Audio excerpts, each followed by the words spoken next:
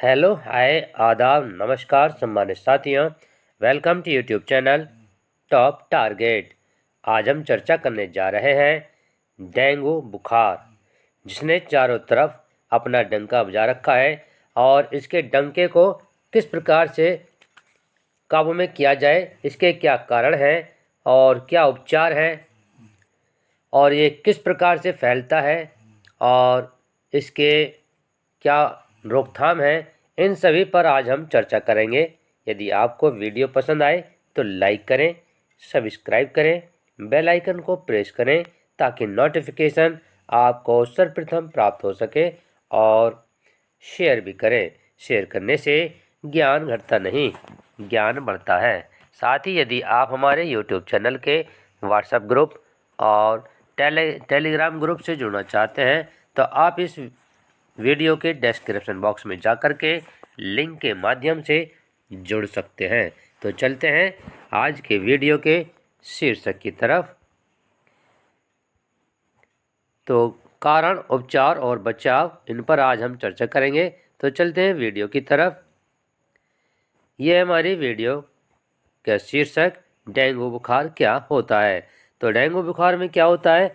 Dengue बुखार एक आम संचय रोग है जिसकी मुख्य विशेषताएं तीव्र बुखार, अत्यधिक शरीर दर्द, सिर दर्द। यह एक ऐसी बीमारी है जो काफ़ी होती है और समय समय पर इसे महामारी के रूप में देखा जाता है। 1996 में दिल्ली व उत्तर भारत के कुछ भागों में इसकी बीमारी फैली थी। वयस्कों के मुकाबले बच्चों में इस बीमारी की तीव्रता अधिक होती है। यह बीमारी यूरोपीय महाद्वीप को छोड़कर पूरे विश्व में होती है तथा काफ़ी लोगों को प्रभावित करती है। उदाहरण के तौर पर एक अनुमान है कि प्रतिवर्ष पूरे विश्व में लगभग 2 करोड़ लोगों को डेंगू बुखार होता है। यह किस कारण से होता है, इसके कारण पर चर्चा करते हैं। डेंगू वायरस विषाणु द्वारा होता है जिसके 4 विभिन्न प्रकार के टाइप हैं। टाइप 1, 2, 3, 4। आम भाषा में इस बीमारी को हड्डी तोड़ बुखार कहा जाता है क्योंकि इसके कारण शरीर व जोड़ों में दर्द बहुत होता है। डेंगू कैसे फैलता है, इस पर देखते हैं, नज़र डालते हैं। मलेरिया की तरह डेंगू बुखार भी मच्छरों के काटने से फैलता है।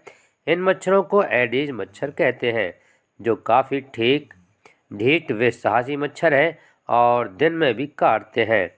भारत में यह रोग बरसात के मौसम में तथा उसके तुरंत बाद महीनों अर्थात जुलाई से अक्टूबर में सबसे अधिक होता है। डेंगू बुखार, जो कि आजकल आप देख भी रहे हैं कि वर्तमान में चारों तरफ इसने अपना कहर बरपा रखा है। डेंगू बुखार से पीड़ित लोगों के रक्त में डेंगू वायरस काफ़ी मात्रा में होता है। जब कोई एडिज मच्छर डेंगू के किसी रोगी को काटता है तो वह उस रोगी का खून चूसता है। खूनी के साथ डेंगू वायरस भी मच्छर के शरीर में प्रवेश कर जाता है और मच्छर के शरीर में डेंगू वायरस का कुछ और दिनों तक विकास होता है। जब डेंगू वायरस कुछ मच्छर किसी अन्य स्वस्थ व्यक्ति को काटता है तो वह डेंगू वायरस को उस व्यक्ति के शरीर में पहुंचा देता है। इस प्रकार वह व्यक्ति डेंगू वायरस से संक्रमित हो जाता है तथा कुछ दिनों बाद उसमें डेंगू बुखार रोग के लक्षण प्रकट हो जाते हैं। यदि एक व्यक्ति को बुखार हो गया डेंगू तो वह मच्छर और यदि उसके काट खाया तो वह अन्य व्यक्ति के स्वस्थ व्यक्ति के काट लेता है तो उससे संक्रमित होने के कारण वो भी संक्रमित हो जाता है। आगे चलते हैं। संक्रामक काल। जिस दिन डेंगू वायरस से संक्रमित कोई मच्छर किसी व्यक्ति को काटता है तो उसके लगभग 3 से 5 दिनों बाद ऐसे व्यक्ति को डेंगू बुखार के लक्षण प्रकट हो सकते हैं। यह संक्रामक काल 3 से 10 दिनों तक हो सकता है। डेंगू बुखार के लक्षण क्या है, देखते हैं। लक्षण इस बात पर निर्भर करेंगे कि डेंगू बुखार किस प्रकार का है। डेंगू बुखार 3 प्रकार के होते हैं, देखते हैं एक नज़र। क्लासिकल साधारण बुखार, जिसे साधारण बुखार कहते हैं। दूसरा है डेंगू हेमोरेजिक बुखार DHF और तीसरा है डेंगू शॉक सिंड्रोम DSS और क्लासिकल साधारण डेंगू बुखार एक स्वयं ठीक होने वाली बीमारी है तथा इससे मृत्यु नहीं होती है, लेकिन यदि DHF तथा DSS का तुरंत उपचार शुरू नहीं किया जाता है तो वे जानलेवा सिद्ध हो सकते हैं। इसलिए यह पहचानना अत्यंत महत्वपूर्ण है कि साधारण डेंगू बुखार है या DHF अथवा DSS है। निम्नलिखित लक्षणों से इस प्रकार को पहचानने में काफ़ी सहायता मिलेगी कि कौन सा बुखार है और कौन सा DHF है और कौन सा DSS है। इसको अंतर देखते हैं। क्लासिकल साधारण डेंगू बुखार होता है ठंड लगने के साथ अचानक तेज बुखार चढ़ना, सिर, मांसपेशियों तथा जोड़ों में दर्द होना और आंखों के पिछले भाग में दर्द होना जो आंखों को दबाने या हिलाने से भी बढ़ जाता है। अत्यधिक कमजोरी लगना, भूख में बेहद कमी तथा जी मिचलाना, मुंह के स्वाद का खराब होना और गले में हल्का सा दर्द होना। रोगी बेहद दुखी तथा बीमार महसूस करता है। शरीर पर लाल ददोरे रेश का होना, शरीर पर लाल गुलाबी ददोरे निकल सकते हैं। चेहरे, गर्दन, छाती पर विस्तृत डिफ्यूज दोनों दानों की तरह के ददोरे हो सकते हैं। बाद में ददोरे और भी स्पष्ट हो जाते हैं। और साधारण क्लासिकल डेंगू बुखार की अवधि 5 से 7 दिन तक हो जाती है और रोगी ठीक हो जाता है। अधिकतर मामलों में रोगियों को साधारण डेंगू बुखार ही होता है। दूसरा है डेंगू हेमरेजिस बुखार DHF जो खतरनाक होता है। इस पर चर्चा करते हैं। यदि साधारण क्लासिकल डेंगू बुखार के लक्षणों के साथ साथ निम्नलिखित लक्षणों में से एक लक्षण भी प्रकट होता है तो DHF होने का शक करना चाहिए। रक्तस्राव, हेमरेज होने के लक्षण, नाक, मसूड़ों से खून जाना, शौच या उल्टी में खून जाना, त्वचा पर गहरे नीले काले रंग के छोटे या बड़े चिकते पड़ जाना आदि रक्तस्राव हेमरेज के लक्षण हैं। यदि रोगी के किसी स्वास्थ्य कर्मचारी द्वारा टॉर्निकेट टेस्ट किया जाए तो वह पॉजिटिव पाया जाता है। प्रयोगशाला में कुछ रक्त परीक्षणों के आधार पर DHF के निदान की पुष्टि की जा सकती है। और तीसरा है डेंगू शॉक सिंड्रोम DSS। इस प्रकार के डेंगू बुखार में DHF के ऊपर बताए गए लक्षणों के साथ साथ शॉक की अवस्था के कुछ लक्षण भी प्रकट हो जाते हैं। डेंगू बुखार में शॉक के लक्षण ये होते हैं: रोगी अत्यधिक बेचैन हो जाता है और तेज बुखार के बावजूद भी उसकी त्वचा ठंडी महसूस होती है। रोगी धीरे धीरे होश खोने लगता है।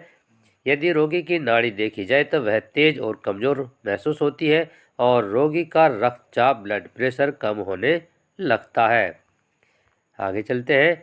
अब इसके उपचार पर नज़र डालते हैं। यदि रोगी को साधारण क्लासिकल डेंगू बुखार है तो उसका उपचार व देखभाल घर पर ही की जा सकती है, क्योंकि यह स्वयं ठीक होने वाला बुखार है रोग है, इसलिए केवल लाक्षणिक उपचार ही किया जाना चाहिए। उदाहरण के तौर पर स्वास्थ्य कर्मचारी की सलाह के अनुसार पैरासीटामोल की गोली या तेज शरबत लेकर बुखार को कम रखिए और रोगी को डिस्प्रिन एस्प्रिन भी न दें। यदि बुखार 102 फ़ारेनहाइट से अधिक है तो बुखार को कम करने के लिए हाइड्रोथेरेपी जल चिकित्सा करें। सामान्य रूप से भोजन देना जारी रखें। बुखार की स्थिति में शरीर को कोई और अधिक भोजन की आवश्यकता होती है। रोगी को आराम करने दें। इस प्रकार के ये हमें उपचार करने चाहिए। और अब चलते हैं।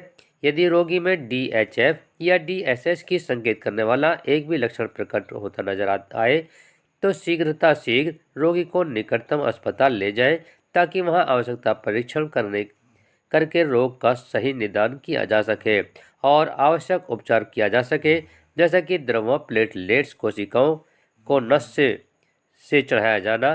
प्लेटलेट्स एक प्रकार की रक्त कोशिकाएं होती हैं जो DHF तथा DSS से कम हो जाती है।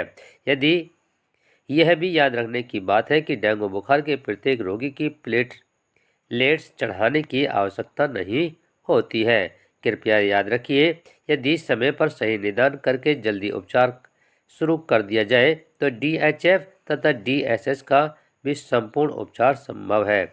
अब देखते हैं रोकथाम। डेंगू बुखार की रोकथाम सरल, सस्ती तथा बेहतर है। आवश्यकता है कुछ सामान्य ध्यान देने की, तो हमें इस पर ध्यान देने चाहिए। जो लक्षण है, लक्षणों को ध्यान दे करके और हमें उपचार और रोकथाम कर देना चाहिए।